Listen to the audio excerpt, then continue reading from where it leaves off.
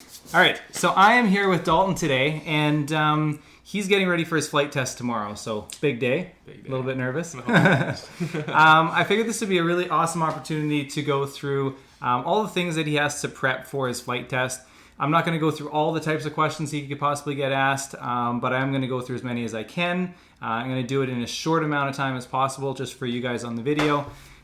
Just so that it doesn't take too long. I'm going to try and keep this to 25 minutes. I don't know if I can do that or not, but I'm going to try my best to do that. So you sit down in the flight test, and he says, okay, what do you need to go flying? All right. So we've got our desk kind of organized here. We've got lots of stuff on here. And so first thing is we need to make sure that we have all the required documents. Okay. So the acronym that we've memorized for all the documents is CCCJWIF. Okay, so that stands for crew licenses, or sorry, C of A. Let's start with that. I'm just going to start sorting through here. C of A, certificate of airworthiness. C of R, which is certificate of registration. And then your crew licenses. So crew licenses are going to be these ones here. We'll go through that in a moment. Your journey log. So we've got the journey log right here. Your weight and balance information, which is inside your flight manual. We're also going to have a weight and balance filled out here. And your insurance. So here's your insurance. And then your flight manual. So the flight manual is right there. Okay, so let's just take a couple of minutes and we'll go through these documents real quick. So starting with our certificate of airworthiness, this document is valid for the life of the aircraft until the aircraft is permanently destroyed or removed from service. There's a few things that make it valid, so we just have to make sure all the information on it is correct. Also, we have to make sure that it has a signature and that it has a seal. You can actually feel that seal. You feel that? Okay.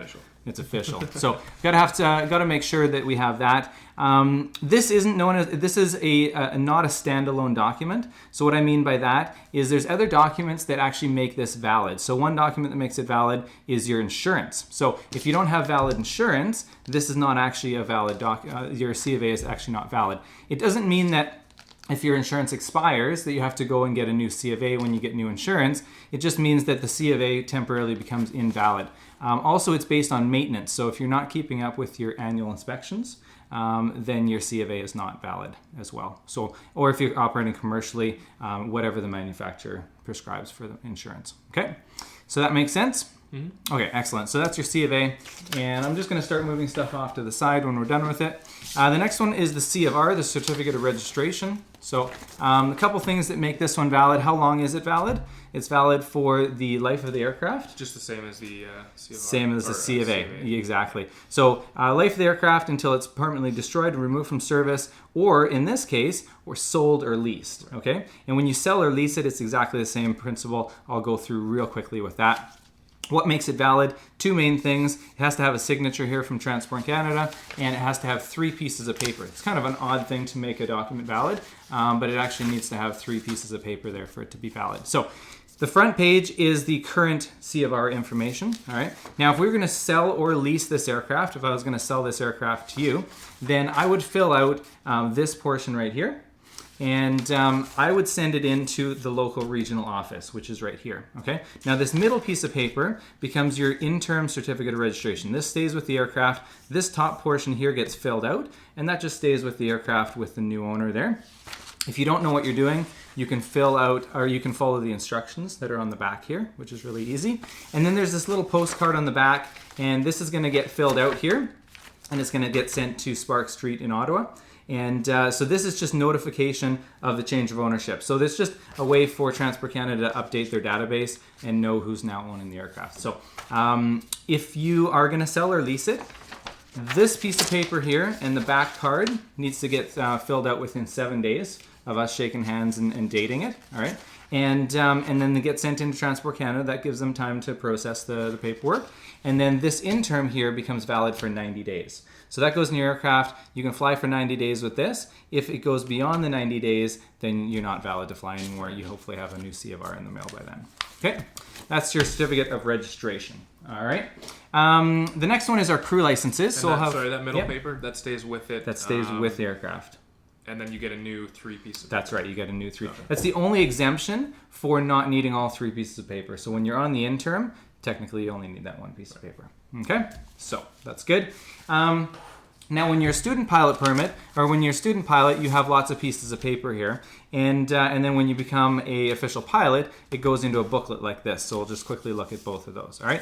So first one here, student pilot permit, it has your name and date and everything. This piece of paper is actually valid for 5 years.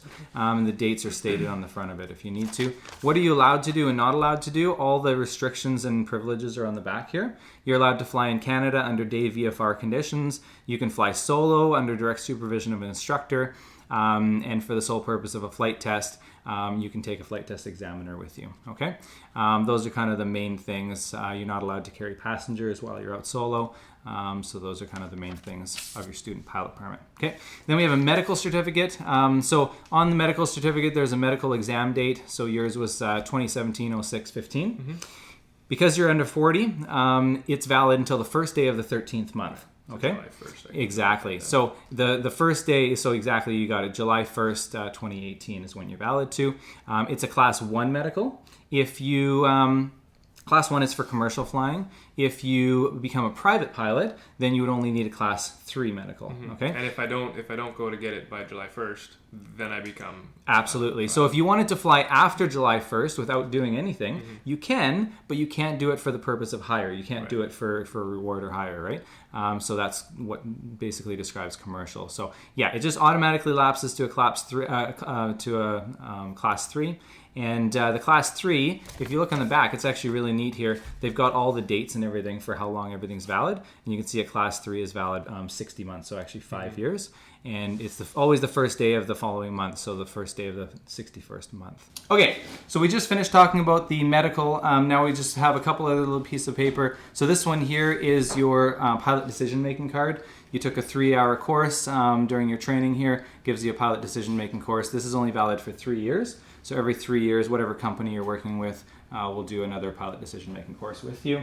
And lastly, this is not a Transport Canada document, interestingly enough. It's an Industry Canada document. This is your radio license. So this will not actually become part of your booklet, okay? That's so you always have to carry. This you always have to carry with you. But you're welcome to just tape it in the back of your booklet if you want to, just so that it's safe and it's in the same spot. Radio license is good forever. The only ways you could actually get rid of it is by doing something wrong. So if you swore on the radio or declared a false mayday or something like that, then they could take that away from you. So other than that, it's good.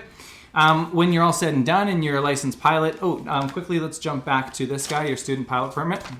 So when you're done your license, what's going to end up happening is the delegated person is going to actually be signing the back of this. This becomes your temporary license. Okay, so when you're done here, they sign it. You can walk out the door and start flying tomorrow if you want to. All right.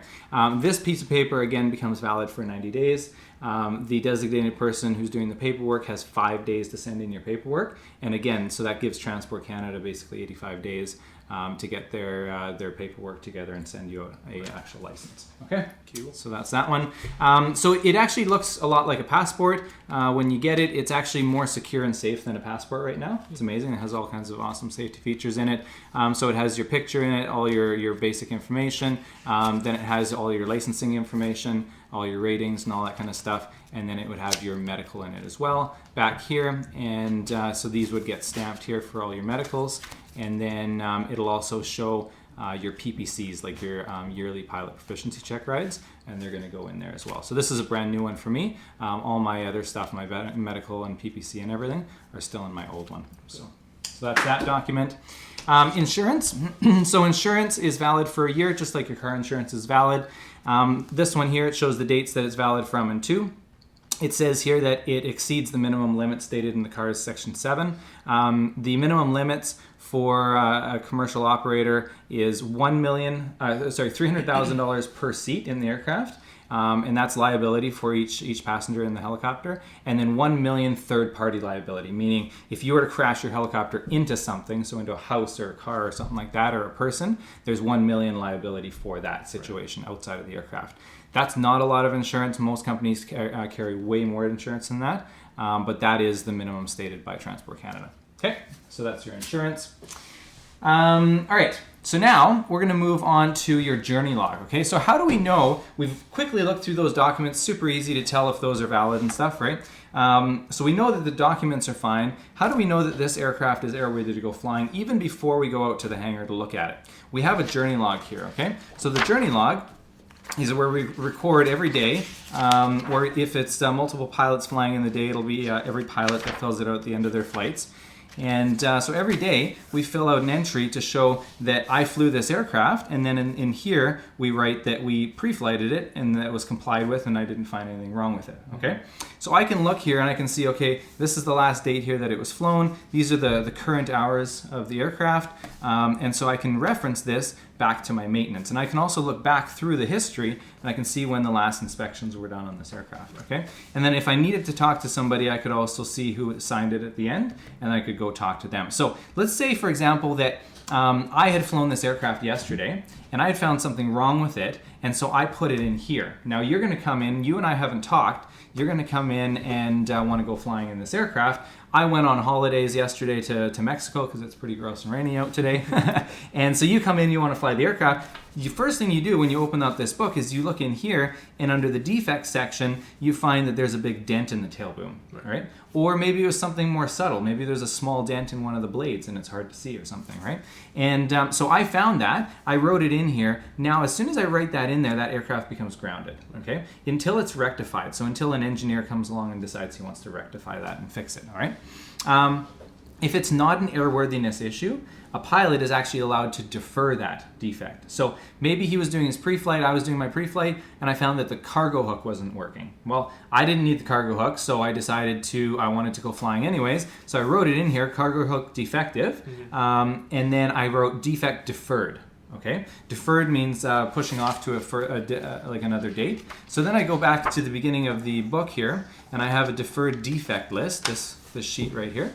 And so if I've written it in here, I would put in the date and the type of defect and any restrictions, like no long lining, for example, and then I would just leave the rest of it blank because it hasn't been rectified yet, right? So you could actually come into here and you could say, is there anything outstanding on this aircraft that's limiting it from doing extra things? Not regular flying, because it's not an airworthiness issue for regular flying, but just extra things. And so if there was anything, then you could say, oh, maybe there's no night flying today, there's no long lining, whatever the case, but under what I'm supposed to be doing today, this aircraft's still airworthy to go flying, okay? So that's a deferred defect list. Now, if I want to look back to my maintenance, so let's have a look here at my latest entry. 768.1 hours is what the total time since new is. And then I'm going to go over to my flag card. Now every company will have a similar type system. It'll look maybe a little bit different. And then I can look in here and I can say, okay, the next inspection that is due is a 50-hour inspection due at 797. Okay, so I still have a little bit of time before I have to do that. I almost have 30 hours left until I need to do that next inspection. And I know that's a 50-hour inspection. And then if I continue down, because these are all cumulative here, I can see that actually happens to be a 100-hour inspection as well. Okay, so the next inspection due on this aircraft is 100, and then I'm looking down the list as well. There's a couple other things that are due. The CF9003R2, that's a heat muff, and so that's due at that point as well. They got to inspect that. And the SB388C, that's a valve clearance check on the engine, and so that one's due as well, okay? But there's nothing else due then other than that, so that's good to know. And then here, we have also on our flag card all our calendar items. So pitot-static systems, transponder encoders, compasses, ELTs, batteries, fire extinguishers, all that kind of stuff is all based on an annual or biannual setup. And so we can see when was it last inspected, when's it due, and how many days, if this is current flag card, how many days we have left until it's due, okay? And so we can see like the ones that are coming the closest are like 40 days, 46 days away. So I can look at the actual date, and they're not actually due till January 20th on 2018. So I still have a little while before those are due, and that looks like that's the annual inspection that's due, and it's also the battery that's due to be tested on that date as well. Okay, so does that system make sense? Makes sense? Okay, perfect. So I'm able to tell just at a quick glance here that aircraft is not due for any maintenance. It doesn't have any defects on it, so it should theoretically be safe to fly. So I'm going to go out, I'm going to pre-flight the aircraft myself, and I'm going to make sure that it's actually good to go flying. So I'm going to make sure that there's no defects that I need to write in the logbook or anything like that. But let's say I check the oil and I decide, oh, you know what, I need to add oil. And I haven't been here for a while, so I don't know what kind of oil we're flying in this aircraft, okay? I can go back to the last inspection, which happens to be right here. If it was further back, I can just keep going the sheet further back here. And I can look at the inspection, and I can say, okay, they changed it out with 7 quarts of Phillips 20W50 oil. That's the current oil that they're running in the aircraft, because there's nothing past that's saying that they've changed it. Exactly. So I can see what kind of oil this aircraft needs. So that's good. It doesn't seem to have any issues with anything else. So I think we're good to go flying with this aircraft. Okay. So that's good. Now, when we actually go out and get ready to go flying, because it's a flight test and your examiner is pretending to be a passenger that's never flown before, you're going to have to give them a passenger briefing. Okay, so this card here, it's a safety briefing card. This is standard to be in any aircraft. This one is specific for the Cabri. You give this to the examiner. So he grabs onto this, he takes a look at it, and you just say, okay, you can follow along with the safety features that we have in this aircraft. I'm going to give you a passenger briefing. We have this sheet made up. It's fairly basic, but it covers all the major items that are required in a passenger briefing. So it would be a really good idea to be familiar with this. You're allowed to take this on a flight test as well, and you can just read through here. The best thing to do is make sure that, especially on your first actual passenger briefing, that you're not missing anything. So it'd be a good thing to have this in hand, reading through it, making sure you're not missing any of the key items. It's a legal requirement to give a passenger briefing. You will fail your flight test if you don't give a passenger briefing, okay? It's not something he's gonna ask for because he might not even know he needs it. Right. It's something that you have to recommend to him and say, hey, listen, I'd like to give you a passenger briefing. Oh, okay, sounds good. And then you hand him this card and on you go, okay? So that's passenger briefing. All right. Now we're going to look a little bit at your aircraft here, okay? Actually, let's get to your aircraft in a little bit. Let's look first at your flight planning, all right? So Dalton's still working on his flight planning for tomorrow. He hasn't completed 100% yet, but he's got some numbers in here, so I'm just going to quickly go through it. I'm not going to go into detail just to save time, but basically what we've done here is we've created a sheet that's kind of got everything that he needs all together here. This is his nav log, so he's going to put all his routes in here. So to give a quick rundown on what he's done, he's planning a trip that's going to leave Abbotsford with a passenger, the examiner, 185-pound passenger. They're going to fly to Hope. He's going to drop off that passenger in Hope. He's going to pick up a 200-pound box there, and then he's going to fly that 200-pound box on the passenger seat up to Princeton. He's going to take his long line out because he brought a long line with him, and then he's going to long line that box. Have you picked a mountain yet? I was kind of looking. There's nothing below, like you said, 5,000. Yeah, this is a good mountain right here. 56. So that's perfect. So he's going to long line that 200-pound box up to a mountain that's 5633, so 5,633 feet. He has to prove to me that he's actually able to do that with his performance. So that's one thing that he's going to be doing. So that's his sheet. That's his nav plan. Now what he's done, we've got some weather printed out here, and he has to prove with this weather that he can do this trip and that he can do it the way that he planned it. So it looks like he's planned at low altitude, and then he's got a direct route as well, because at this point the weather's really gross outside right now, but tomorrow it's going to be much better, and so he may decide to go direct tomorrow. I'm guessing that's kind of what you're planning, right? Yeah, I planned originally for direct. Exactly. But even the low VFR route is quite high in altitude. So if it was a really ugly day, it probably wouldn't be. Exactly. A day like today, there's no way you're getting to Princeton, for sure. All right. So that's the main flight plan there. Like I said, he needs to have the weather to prove it. All the weather needs to be printed in color, okay? So just for the purposes of this, actually, no, it did end up printing in color. Perfect. So we've got all the METARs and TAFs for all the airports, NOTAMs. So I've got all the NOTAMs here. He's going to go through, he's going to highlight any of the NOTAMs that are applicable. And if he finds something applicable, he'll probably put it on his map as well. He might even circle it on the map with a highlighter or something and show like, hey, this is something that's pertinent to my route. So that's going to be going through all the NOTAMs. He'll spend probably an hour or so going through those nice and carefully.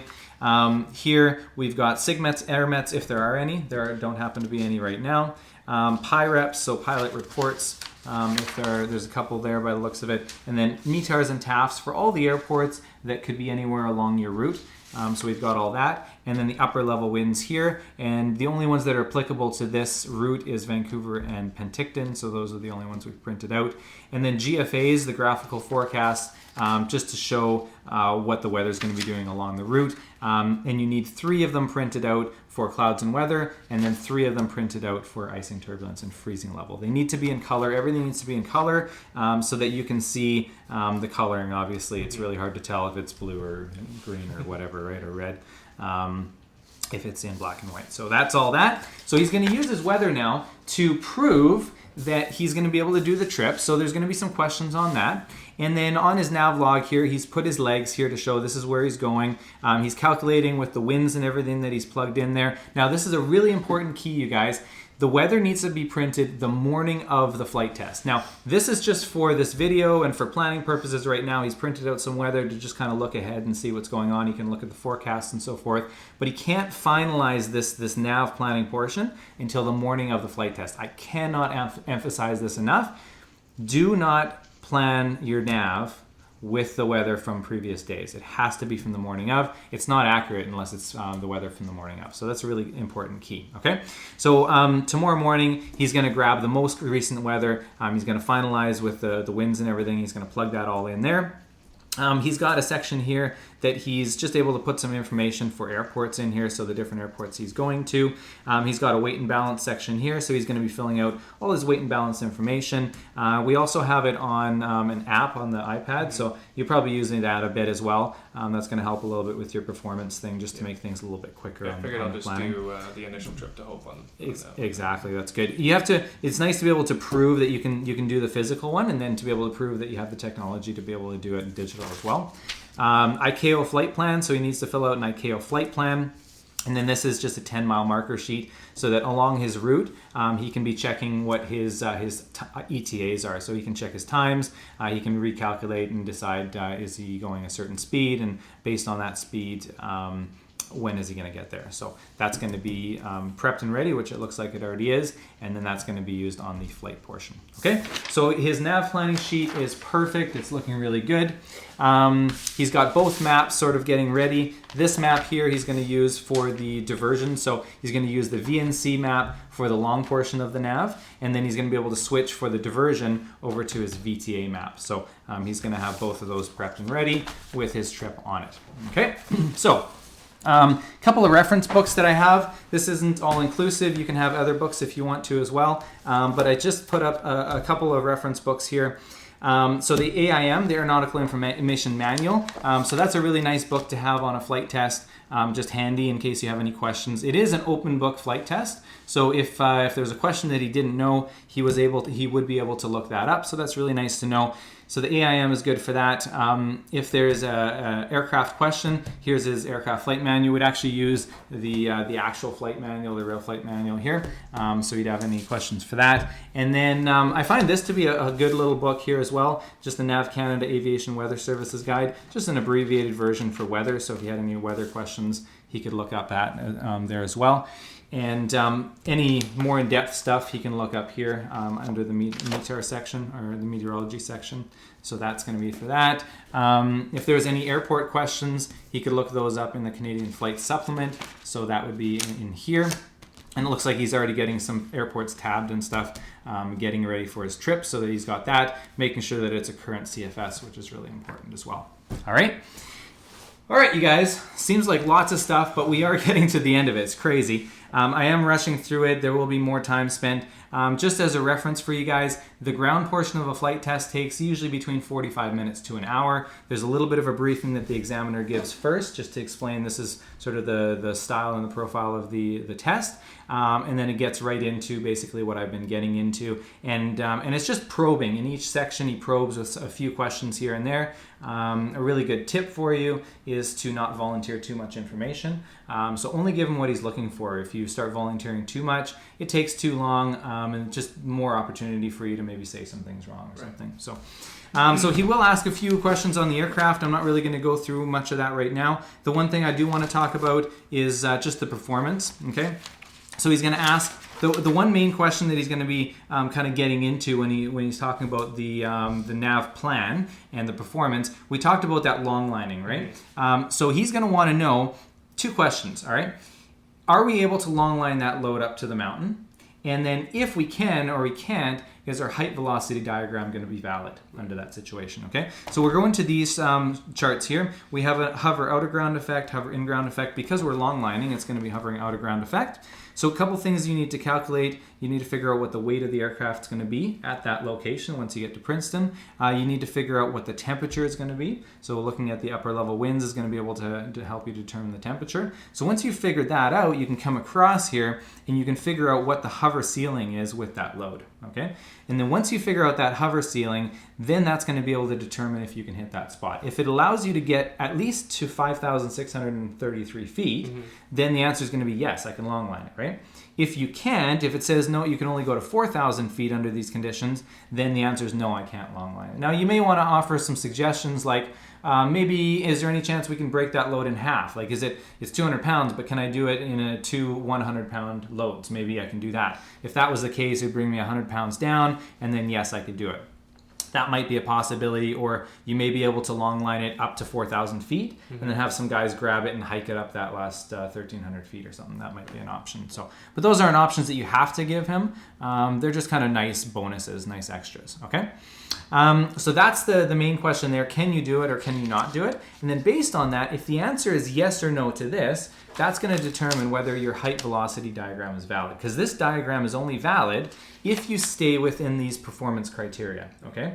So if you're going beyond that, then the height velocity diagram is not valid, right? So if this chart here said you could only go to 4,000 feet and you tried to go up to 5,600, no, it's not, the height velocity diagram is not valid anymore, right? But if you're staying within this, then the height velocity diagram is still valid, okay? So that's really important to make that correlation, that connection. He will have some other questions for you just about like V&E speeds, like being able to calculate based on an altitude and so forth what your V&E is. So you're gonna wanna be familiar with that. Be familiar with your flight manual in general, the main memory numbers that you're gonna need for your aircraft, like the gross weight and the V&E speeds and max density altitudes and so forth. So and best rates of climb and stuff. So there's not very many, but you're going to want to be familiar with those. So I would definitely spend some time with your flight manual, just getting comfortable with all the sections, where they are, and how to look things up in there. Okay?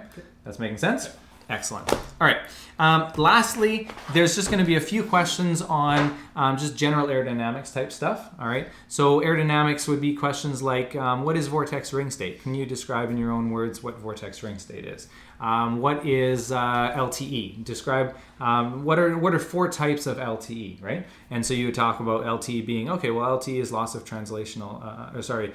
loss of tail rotor effectiveness, right? And the different types are when the wind's coming from this azimuth or this azimuth, and you can explain it. You can even draw it out for him if you want to, if it helps you explain it. He might ask you about what type of rotor system you have in this helicopter. So you could explain to him that it's a fully articulated rotor system, 3-bladed, and he may say, okay, well, what makes it fully articulated? So just have some basic answers for that. He might ask you a question on what are the limiting factors for V&E, so velocity to never exceed. There's 4 different factors that limit your V&E, so just being able to determine what those are. There'll be a few other random questions. We've given you a study guide to be able to go through that and be ready for that, so that should be really easy. Then the ground portion is basically done. I might have missed 1 or 2 little things here and there, but that's kind of the bulk of it. You're going to go out, like I say, you're going to give him a passenger briefing. You're going to do a pre-flight of the aircraft. He's going to ask you some specific questions, stuff, not engineer type questions, but stuff that a pilot should be aware of, right? So when you're pre-flighting, like, well, what is that part? Oh, that's a starter. Well, what's that for? Okay, well, how do you know if it's broken? Well, maybe there's a wire hanging off it or something, right? And it's important to know those kind of things as a pilot, because if, let's say you're stuck out in the bush and you see that there's a wire hanging off your starter, instead of calling your engineer and you go, there's something wrong with my engine. He goes, well, what's wrong with the engine? There's a wire hanging off. Well, what's it hanging off of? I don't know. That's pretty tough, right? But if you can say, well, there's a wire hanging off the starter, or this or that's happened, right? Then he can identify that much easier. He can say, okay, let me fly that part out to you. I'll switch it out, and then you'll be back in service in no time, right? So just having a basic understanding of your aircraft is really important. And then, you know, like how to pre-flight it, how to make sure it's safe, but also if something didn't look right, what does that mean to you, right? Would you fly? Would you not fly? Is it safe to fly with that issue or not? Once he's determined that, then you're going to basically go out and fly. The flight portion takes usually around 1.6, maybe so about an hour and 40 minutes or something like that. You do all 30 flight exercises, and then he's just basically trying to determine, are you a safe pilot? So if he can determine that that you're not going to wreck the aircraft, you're not going to endanger him, you didn't do anything safe around you or anything unsafe around you, and you met all the standards of the exercises, you pass the flight test, and away you go. How's that sound? Sounds easy. Super easy. Nothing to it. Yeah. It's pretty intense. Like, this is the epitome, this is the pinnacle of what you've been working your last 4 months to, right? So it kind of conglomerates, it brings together all the stuff that you've learned in the last 4 months and puts it together as one final test to show, yep, I've got a basic knowledge. It's not a tick mark thing where on this ground portion he's tick marking, yeah, he got this one right, this one wrong, this one right, this one wrong. It's a general feel. Like, how did he do with all the general stuff, right? And funny enough, everything that we just went through is marked on a scale of 1 to 4. Right. It's crazy. On the flight test sheet, there's one section for your planning, basically, and you get a mark from 1 to 4. 1's a fail and a 4 is a perfect mark. And on everything we just covered. On everything we just covered. It's crazy, right? And so he has to summarize everything that he saw, and he has to decide, does he have enough knowledge to pass the flight test? If he does, but barely, then it would be a 2. If he has pretty decent knowledge, it would be a 3. If he has fantastic knowledge, then it's a 4, right? If he doesn't have enough knowledge to be able to go flying, then it's going to be a 1 or maybe even a 0. It's pretty rare. It's a 0. Let's hope not. You shouldn't be recommended for a flight test if it's a 0, but... so that's kind of how that's marked. Make sense? Yep. Sweet. I hope you guys like this video. I know people have been bugging me forever to do this, so we finally put it together. I hope it was informative. I hope it wasn't too long or boring for you guys. And if you did like it, give it a thumbs up. I bet you guys know lots of people that would find this interesting. Maybe they're getting ready for a flight test right now, or they're just getting started and they're going to be getting to that soon. So share this with people that you know. And this is Vlogmas day number 14. And yeah, pretty gross day. I don't even know if we're going to do any flying today. But I hope you guys enjoyed this video. Until next time, we'll talk to you guys later. Nice work, buddy. Yeah. Wow. Deal and a half.